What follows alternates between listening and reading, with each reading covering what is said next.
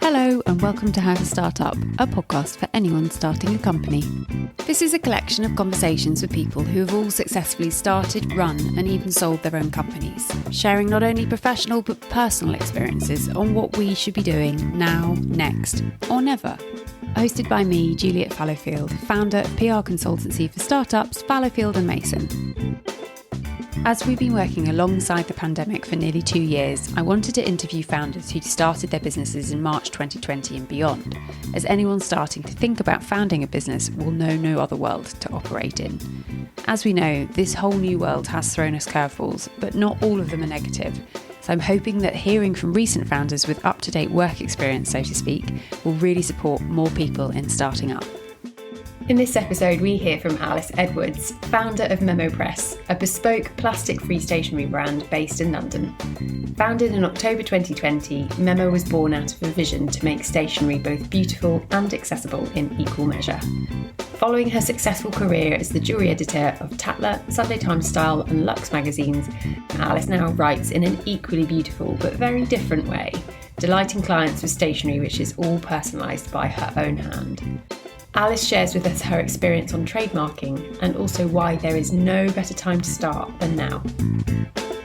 Hi Alice, it is wonderful to have you on How to Start Up today. It would be great if you could start with a brief introduction as to when you started and what you started. Hi, I'm Alice Edwards and I'm the founder of Memo Press, which is a bespoke stationery brand based in London. We started in October 2020, 6 months into the pandemic. We focus on small batch stationery and hand illustrated greetings cards, all made in the UK, which are entirely plastic free. They are from recyclable paper and recycled paper. And we try and be as zero waste as possible. It might sound straightforward to be plastic free being a stationery company, but actually it's a process that seems to involve a staggering amount of plastic, from the printing processes to those horrible tiny little sleeves of plastic that most greetings cards come in.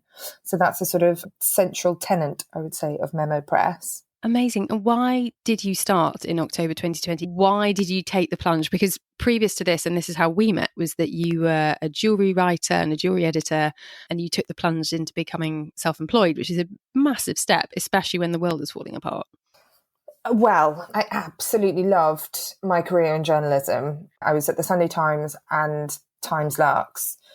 And jewellery journalism, there's such an awesome bunch of colleagues I had, both on the brand side and on the journalism side.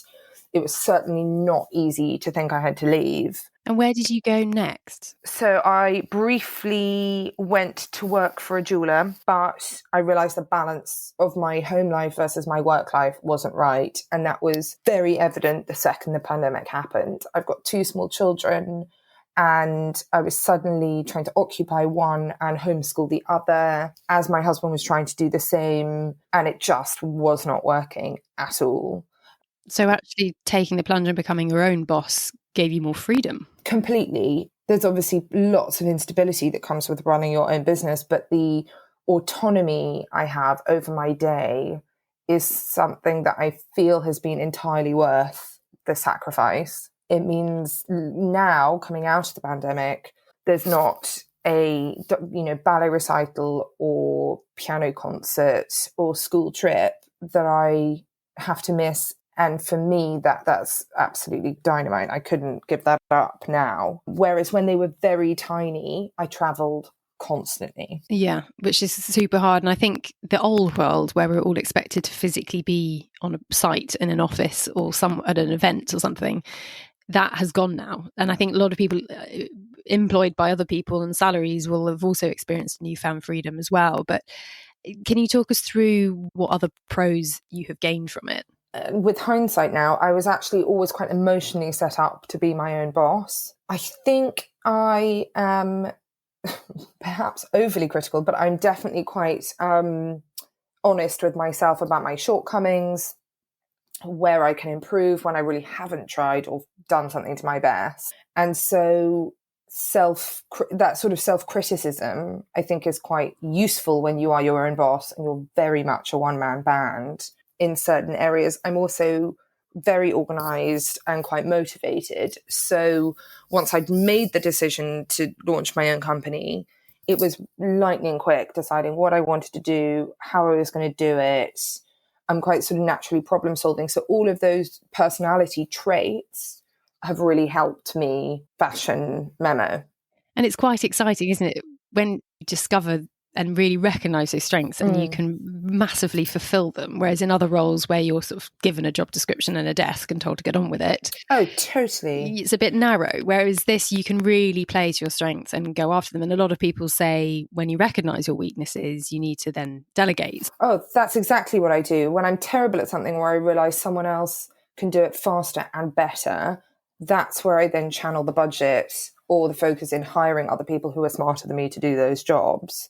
And given that we are now all operating in 2022, is there anything that you've seen change around the world of startups since the pandemic started? I don't know any different, but I personally feel that the sort of startup world I've gone into is really positive and helpful and inclusive. And I've always kind of said to myself and to others, if you find that the people that you're asking for advice won't sort of willingly give it to you, then they're probably not the people you need to ask for advice. Being open source, as we are at Memo, so when other businesses have asked where we get our packaging from or who a particular supplier is or how we've done something, I'm so willing to share it because I have confidence that the sort of alchemy of the way we've put things together is not how a rival would or how someone else would. You have to have a bit of sort of faith in your own abilities. And equally, people have been so helpful when I've asked questions. I mean, I sat on the phone on Friday afternoon, in fact, to another founder of a small business called Herboo, which is absolutely brilliant and makes the chicest garden supplies. My children are completely obsessed with them and love everything they do. And I was asking the founder, Henry, some questions about the back end of our site and a sort of subscription model. And he couldn't have been kinder, more helpful, willing to give up his time, talk me through everything they've done. And I don't know if that community of startups existed before, truthfully, but it certainly does now. I think everyone in any job anywhere in the world has become more helpful in the last couple of years. But the people I've interviewed up until this season have been tried and tested founders pre-pandemic. And every single one of them said, oh no, people help me too. Always put your hand up and ask for help. And I don't know if it's a catch-22 that when you're in a sort of inverted commas standard job, you don't need to ask for help as much and you just put your head down and get on with it.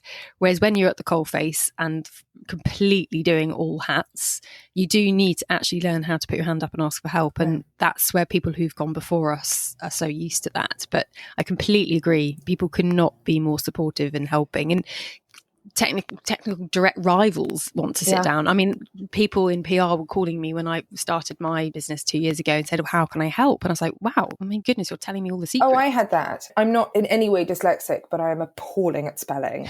Ironic, given what I now do.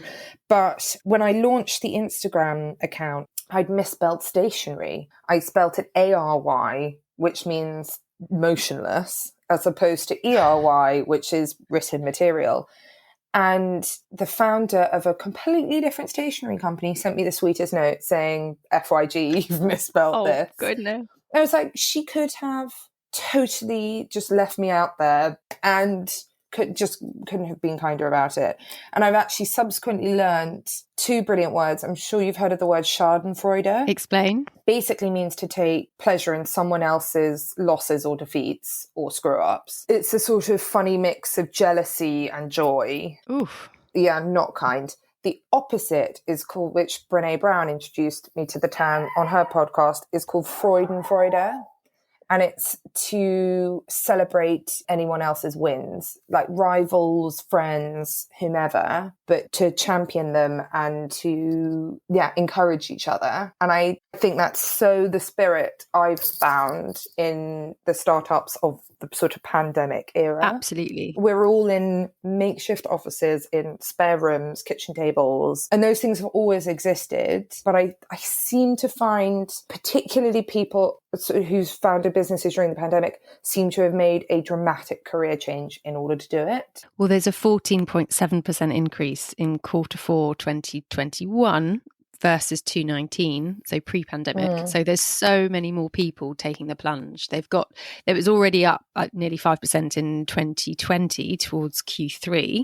So it's fascinating to see at Companies House so many people going, no, if not now, then when? And there's this huge energy. I feel like lots of people are wanting just to give it a go. And that helpfulness is just, when you are working all the hours and juggling all the balls in the air, to have some people supporting you just keeps you going, which I found mandatory in my week. Yeah, I couldn't agree more. It can be very isolating. And if you're not an introvert, and I am most certainly an introvert, I think it can be really tough to be, everyone's found it difficult working from home for such long stretches and missing out on that social community of an office space. But I think for those of us that started our own small businesses during the pandemic, this is the normal. This isn't just the new normal, this is the permanent normal.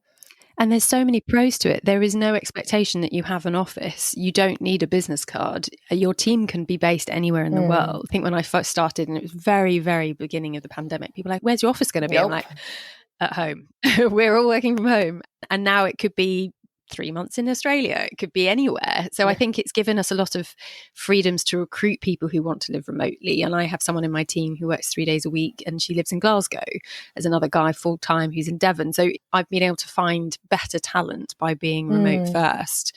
And I think that wouldn't have happened had the pandemic not expedited the normalcy around working remotely.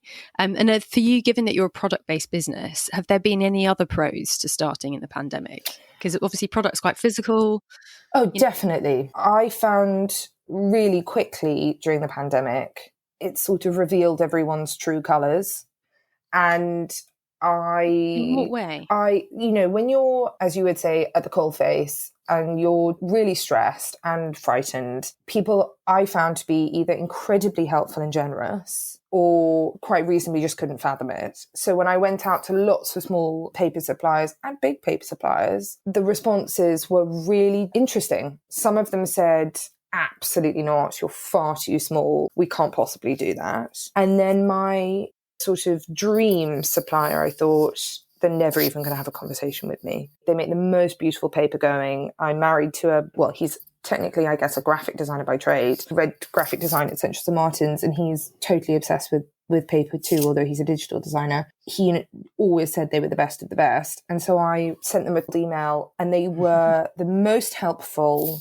They were straight on the phone. They agreed to waive minimums, combine orders. They went out of their way to help small businesses, and they're called GF Smith, and they still make all our envelopes, supply all of our paper. So the lesson is to just ask, just give it a go, and don't assume anything. Slightly shoot for the moon. Yeah, that's true, actually. A lot of people I've spoken to is like the sort of, oh no, I couldn't possibly do that. Yeah. When people open with that, it's like, no, but you can. You absolutely can. You just ask. And it becomes a little bit addictive. It's like moving overseas. Once you've done it once, you keep doing it. You keep throwing stakes in the ground that you never think you'll reach. And actually you reach one, you reach the next, and you've just got to try. So for you, your holy grail of paper supply, had you not asked, you'd never have known actually that this is their MO. Yeah. Nobody else makes coloured paper like they do. Several of our colours are actually made, it's called GF Smith Extract, and they're made from recycled coffee cups. And I just kept coming back to that. And I kept saying to my husband, as we're sharing the smallest room in the house back to back on crappy IKEA desks, but what I really want is GF Smith. And he was like, well, why haven't you emailed them? Once you know what you want, I think as a founder, you can just keep trying until you get it. And is there anything that you've learned since becoming your own boss that surprised you about yourself? Oh God, on a daily basis, honestly. I have quite a sort of creative background and creative brain. I didn't think the financial side I would ever be able to wrap my mind around. Really, I definitely have surprised myself. I have a way to go, and I have a very understanding accountant. Everyone says get a good accountant, and I now know that means different things to different people. It's like get an accountant that's patient, or get a good accountant that can speak your language, or get a good accountant that definitely supports small businesses, because then you can be like, look, you like supporting small businesses. Small businesses have a lot of questions. We do. I think I've also been surprised at my resilience to failure. I have made so many cock-ups almost on a weekly basis. And actually picking them up, learning the lesson, and then realising that sort of space of time I could spend licking my wounds, wallowing, which I definitely wanted to wallow. Actually, if I just focus and channel into putting it right, my biggest failure, which is completely my fault and nobody else's, I conflated essentially accountancy advice with legal advice, and I didn't have the right trademarks. And I mean, wow, I learnt my mistake very quickly. And trademarks take a long time. I picked a name I loved. Memo made total sense to me. I loved how neat it was. I love the characters. I love our logo that we designed, but very hard to trademark a descriptive word like that. And I had I would say not a copycat brand, that's not quite fair, but I had a brand that was doing something similar who then tried to use our name, and it got very messy and very complicated. And my instinct was to basically go to bed and pull the duvet over my head. And it wasn't happening.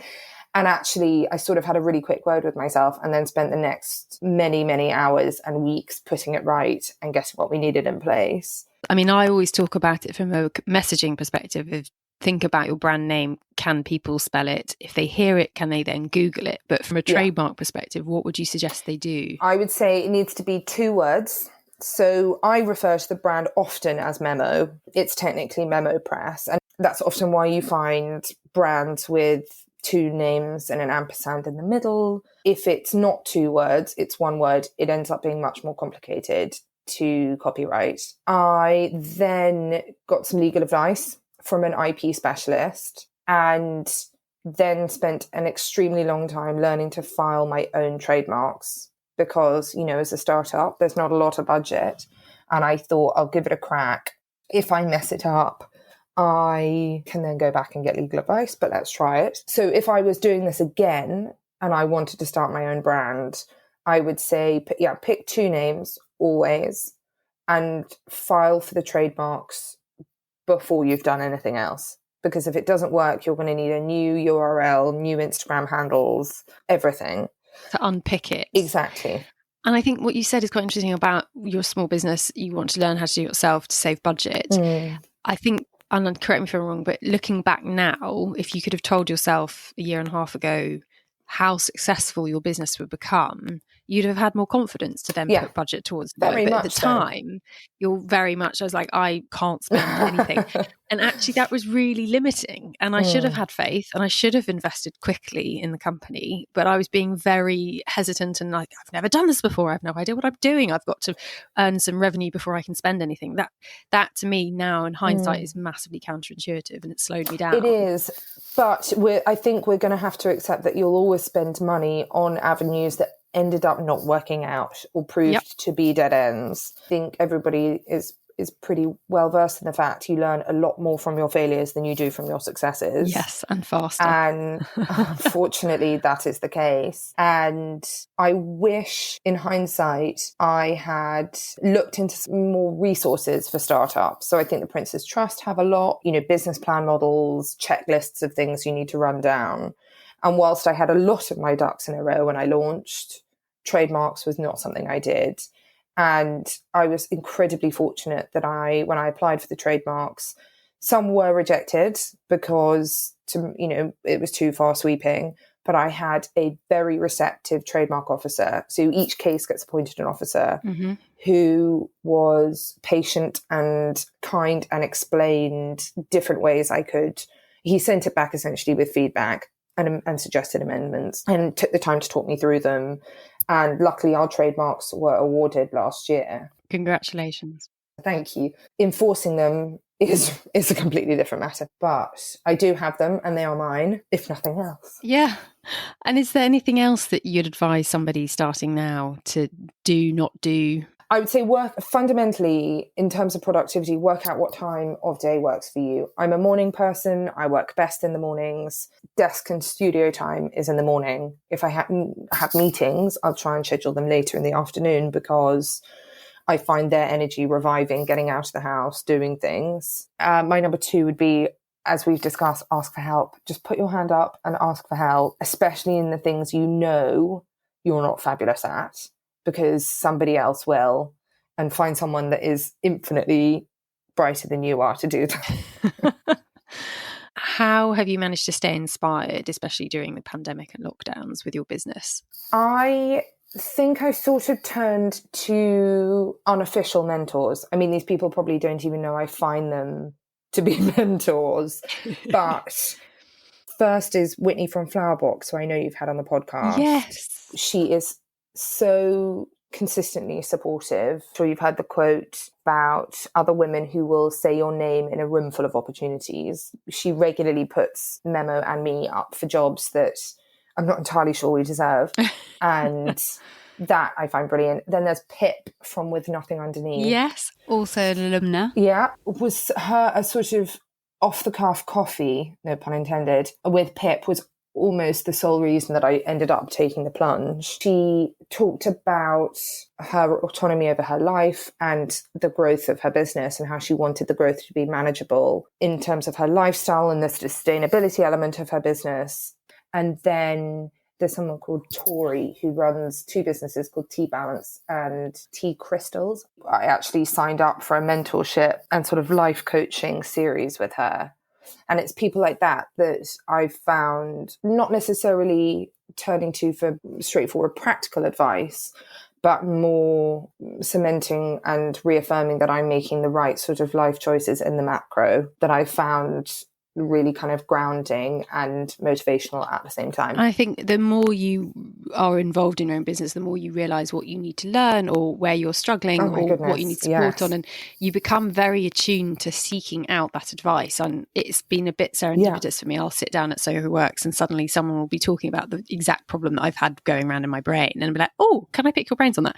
And it's being honest about where you're struggling, I think. And then those people come to the surface, and as we said before, everybody wants to help. So that mentoring and then sharing that advice, because then you know, I've got this brilliant friend who is a Shopify wizard, as I quite literally call her, and called Ruth. I found her through another friend.